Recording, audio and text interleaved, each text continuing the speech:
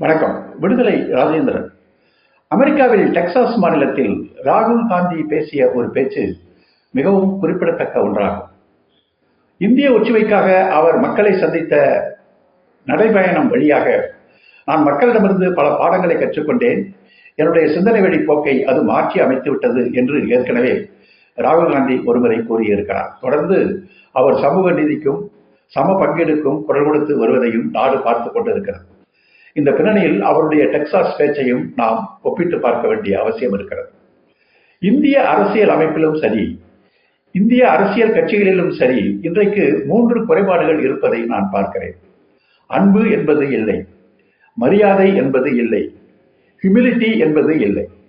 Love, respect and humility, இது 3ம் அரசியல் அமைப்பில் இல்லை, அரசியல் கட்சிகளிலும் இல்லை என்று அவர் கூறுகிறார்.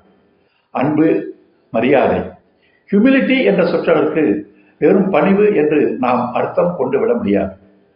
ஆதிக்க நிலையில் தான் உயர்ந்தவன் என்ற மனப்பான்மையில் இருப்பவர்கள் அந்த மனப்பான்மையை கைவிட்டு சக மனிதர்களோடு தான் சமத்துவமானவன் என்ற உணர்வு நிலைக்கு பணிந்து வருவதுதான் ஹியூமிலிட்டி என்ற சொற்றொடருக்கு உரிய உண்மையான அர்த்தமாகும். எனவே அந்த சொற்றொடரை அவர் பயன்படுத்தி இருக்கிறார். எனவே இந்த 3ம் அரசியல் அமைப்பில் அரசியல் கட்சிகளில் இல்லாத ஒரு காரணத்தினால்தான் இங்கே திறமைகள் மதிக்கப்படாமல் போய்விட்டது என்று அவர் கூறியிருக்கிறார். யாரை மதிக்க வேண்டும்? இவர்கள் சொல்லுகிறார்கள், ஒற்றை தேசத்தை மதிக்க வேண்டும், ஒற்றை மதத்தைத்தான் மதிக்க வேண்டும், ஒற்றை மொழியைத்தான் மதிக்க வேண்டும், ஒற்றை கலாச்சாரத்தைத்தான் மதிக்க வேண்டும், ஒற்றை தேசத்தைத்தான் மதிக்க வேண்டும் என்று இவர்கள் சொல்கிறார்கள். நாங்கள் அந்த கருத்துக்கு உடன்பட்டவர்கள் அல்ல என்று கூறுகிறார் ராகுல் காந்தி. பல மொழி பேசுகிறவர்களும் பல கலாச்சாரத்தை கொண்டவர்களும் பல பிரிவை சேர்ந்த மக்களும் மதிக்கப்பட வேண்டும், அவருடைய திறமைகள் அங்கீகரிக்கப்பட வேண்டும் என்று நாங்கள் கருதுகிறோம் என்று அவர் கூறியிருக்கிறார். இதற்கு உதாரணமாக அவர் ஏகலைவனை கூறியிருக்கிறார். மகாபாரதத்தில் ஏகலைவன் என்ற பழங்குடி வீரன் ஒருவன் வில்வித்தைக்காரன். அவன் சிறந்த வில்வித்தைக்காரனாக மாறிவிட்டான்.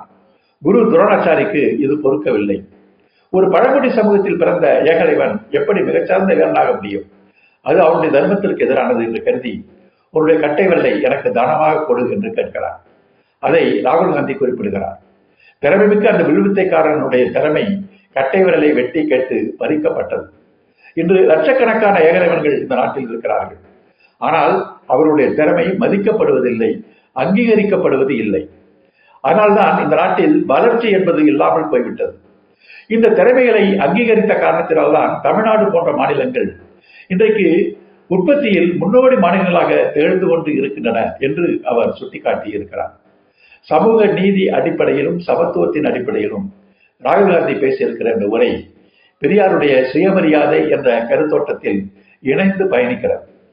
அரசியலில் சக மனிதர்களுக்கு அன்பு காட்டுவதில்லை, சக மனிதர்களை சமமாக மதிக்கக்கூடிய மரியாதை காட்டக்கூடிய நிலையில் இல்லை, தான் உயர்ந்தவன் என்ற மனப்பான்மையிலிருந்து விடுவித்துக் கொள்ள முடியாத சமூகமாக இருக்கிறது என்ற 3ஐயும் இணைத்துதான் பெரியார் சுயமரியாதை என்ற சொல்லாக அதை குறிப்பிட்டார். சுயமரியாதைக்கு பொருள் சொன்ன ஒரு பெரியார், இந்தியாவில் மதமும் அரசியலும் பொருளாதாரமும் சமூக வாழ்வும் வகுப்பு பேதத்தை அடிப்படையாக கொண்டே இருந்து வருகின்றன. அதனாலேதான் சமூகத்தில் சிலர் மேலாகவும் பலர் கீழாகவும் வாழ வேண்டி இருப்பதுடன் மக்களுக்கு இந்த விஷயத்தில் சுயமரியாதை உணர்ச்சியே இல்லாமல் போய்விட்டது என்று அவர் கூறுகிறார். அந்த சுயமரியாதை உணர்ச்சியை உருவாக்கினால்தான் மக்களுக்கு உண்மையான விடுதலை கிடைக்கும் என்பதையும் பெரியார் கூறுகிறார். உண்மையான சுயமரியாதை உணர்ச்சி மக்களுக்கு தோன்றிவிட்டால் அதுவே அரசியலையும் தேசியத்தையும் மற்றும் மத இயலையும் தானாகவே அது சரிப்படுத்திக் கொள்ளும்.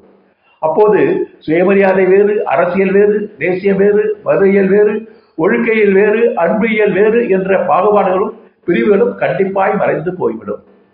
எனவே இன்றைக்கு இருக்கிற பாகுபாடுகள், ஒற்றை தேசம், ஒற்றை கலாச்சாரத்தை மட்டுமே மதிக்க வேண்டும், மற்றவற்றை மதிக்கக்கூடாது, பெண்களை மதிக்கக்கூடாது என்ற பாகுபாடுகளுக்கெல்லாம் அடிப்படை காரணம் சுயமரியாதை என்ற உணர்வு.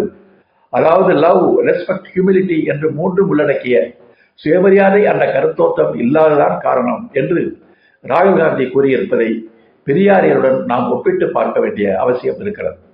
பெரியாருடைய சுயமரியாதை கோட்பாடுதான் இன்றைக்கு சமத்துவ அரசியலுடைய நெறியாக மாறிப்போய் இருக்கிறது என்பதையும் நாம் சிந்திக்க வேண்டும்.